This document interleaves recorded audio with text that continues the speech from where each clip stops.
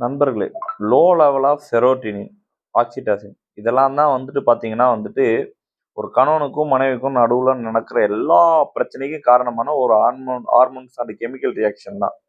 நீங்க எல்லாரும் நல்லா புரிஞ்சுக்கணும்.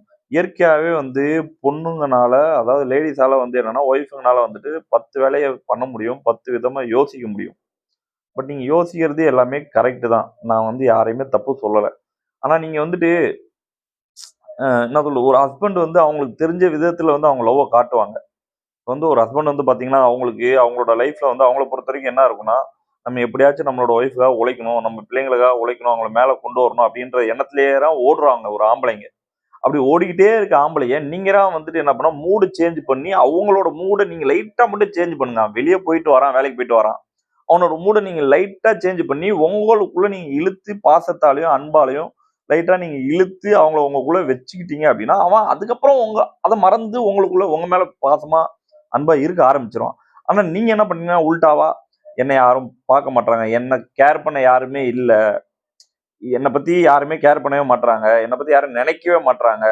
அப்படின்னு நீங்க நெனச்சு, அதையே நீங்க உங்க மைண்ட்ல போட்டு, போட்டு, போட்டு உங்களோட அதாவது கெமிக்கல் அந்த ஆக்சிடாசின், அந்த செரோட்டின் அந்த லெவல் எல்லாம் நீங்களே கம்மி பண்றீங்க. அப்ப என்ன ஆகும்னா, இன்னும் உங்களுக்கு கோவம் அதிகமாகும். இன்னும் கோவம் அதிகமாகி, அதிகமா என்ன பண்றீங்கன்னா, கரெக்ட்டா அவங்க உள்ள வந்த உடனே, இல்ல உங்ககிட்ட அவங்க இன்டராக்ட் பண்ண ஆரம்பிச்ச உடனே என்ன பண்றீங்க, நீங்க வெடிக்க ஆரம்பிக்கிறீங்க. "உனக்கு என்னப்பா என்ன பத்தி கவலையே இல்ல. நீ என்ன பத்தி யோசிக்கிறதே இல்ல. எனக்கு எனக்கு வந்து அப்செட்டா இருக்காதா? எனக்கு வந்துட்டு கேர் இல்லையேன்ட்டு எனக்கு வந்து வலியா இருக்காதா?" அப்படின்னு நீங்க சொல்லும்போது அவங்களுக்கு என்ன தோணும், நானும் தான் எவ்வளவோ கோ த்ரூ பண்றேன். பட் நான் யார்கிட்ட போய் சொல்றதுன்னு தெரியாம என்ன பண்ணுவான் அவன், "சரிம்மா, ஓகேம்மா, சரி." அதுக்கப்புறம் அவன் பேச மாட்டான். நீங்க நல்லா நல்லா கவனிச்சு பாருங்களேன். உங்க ஹஸ்பண்ட் வந்துட்டு உங்ககிட்ட வந்து பேச மாட்டான். நீங்க அவன்கிட்ட குறை சொல்றப்பலாம் என்ன பண்ணுவான்னா, அவன் அவன் வந்து நெறைய பிரச்சனை ஓடும். பட் இருந்தாலும் உங்களையும் புரிஞ்சுகிட்டு அவர் என்ன பண்ணுவாரு, "சரிம்மா, ஓகேம்மா, சரிம்மா." அதுக்கு மேல நீங்க எதிர்பார்க்கறது உங்களுக்கு கிடைக்காது. நீங்க எதிர்பார்க்குற லவ்வோ, கேரோ இல்ல அவர் வந்து அட்ராக்ஷனோ இல்ல அவர் உங்கள வந்து கெஞ்சணும், இல்ல மாத்தணும்னு நெனைக்கிறது நடக்காது. ஏன் நடக்காதுன்னா, அவன் நெறைய கோ த்ரூ பண்றான் அவன். பட் நீங்க கத்துறீங்க. அதனால அவன் கோ த்ரூ பண்றத உங்ககிட்ட காட்டாம அவன் பொறுமையா போவான். பட் எத்தன நாள் போவான்? ஒரு லிமிட் தான். அப்புறம் ஒரு லிமிட்டுக்கு மேல என்ன யோசிப்பான்? எதுக்கு நம்ம இவங்களுக்காக இவ்வளவு கஷ்டப்படணும் அப்படின்னு என்ன பண்ணுவான்? கத்த ஆரம்பிச்சுருவான். இல்ல வேற ஏதாவது தப்பான வழியில போயிருவான். அதனால தயவு செஞ்சு சொல்றேன். அனைத்து பெண்களுக்கும் அதுக்கு உங்களோட பாய் ஃப்ரெண்டா இருக்கட்டும், எல்லா கேர்ள்ஸும் சொல்றேன். உங்களோட பாய் ஃப்ரெண்டா, கேர்ள் ஃப்ரெண்ட் இது ஜெண்டர் விஷயமா இல்ல. இது எல்லாருக்கும் ஈக்குவலான ஒரு விஷயம். பட் ஆனா நான் ரியலைஸ் பண்ணது பர்சனலா உங்ககிட்ட சொல்றேன். ஸோ தயவு செஞ்சு என்ன பண்றீங்கன்னா, அவங்கள உங்களுக்குள்ள கொண்டு வந்துருங்க. அவனுங்களோட மூட சேஞ்ச் பண்ணி அவன் கோ த்ரூ பண்றதுல இருந்து மாத்தி அவன உள்ள கொண்டு வந்து அதுக்கப்புறம் நீங்க உங்க குறைய சொல்லுங்க. அவன் சத்தியமா அவன் கேட்பான் அவன். புரியுதா? இப்ப இருக்கிற ஜெனரேஷனோட பெரிய ப்ராப்ளமே என்னன்னா, எல்லாருமே வந்துட்டு அவங்க அப்பா அந்த காலத்துல இருந்த மாரி இருக்கணும்னு நெனைக்கிறானுங்க பையனுங்க. ஆனா அவங்க அம்மா சஃபர் பண்ண மாரி சஃபர் பண்ண ரெடியா இல்ல எந்த பொண்ணுங்களுமே.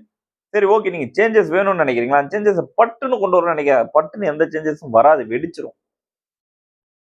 நைஸா நாசூக்கா பண்ணுங்களேன். உங்களுக்கு தான் தெரியும்ல. பொண்ணுங்களுக்கு தெரியாததா சொல்லுங்க பார்க்கலாம். நாசூக்கா உங்களுக்கு பண்ண தெரியும். பண்ணிட்டு போங்களேன். வெளிய ஆபீஸ்ல யார்கிட்டயோ பாஸ் கிட்ட பண்றீங்க. அப்புறமா வந்துட்டு யாரோ என்னமோ சும்மா கொஞ்ச நாள் பழகுற ஃப்ரெண்ட்ஸ் கிட்ட பண்றீங்க. சீனியர் கிட்ட பண்றீங்க. ஆனா கூடயே வாழ்ற ஹஸ்பண்டும் ஒய்ஃபையும் அந்த மாரி நாசூக்கா வாழ்ந்து வாழ்க்கைய வாழ மாட்றீங்க. அ நாசூக்கா வாழுங்க. சந்தோஷமா இருங்க. லைஃப் ஒரு வாட்டி தான். ஒரே ஒரு வாட்டி தான் நம்ம லைஃப்.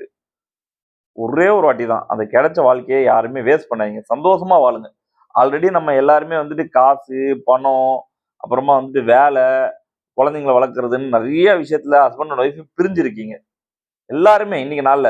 ஒரே வீட்ல இருந்தாலுமே மனசு சேராம ஏதோ அப்படியே ஓடிட்டு இருக்கீங்க. அதுக்கு நடுவுல பேசுற அந்த 1 நிமிஷம், 2 நிமிஷமாச்சும் அன்பா, பாசமா பேசிட்டு சந்தோஷமா இருங்க. ஓகே நண்பர்களே. நான் வந்துட்டு நீங்க எல்லாருமே சந்தோஷமா இருப்பீங்கன்னு நம்புறேன்.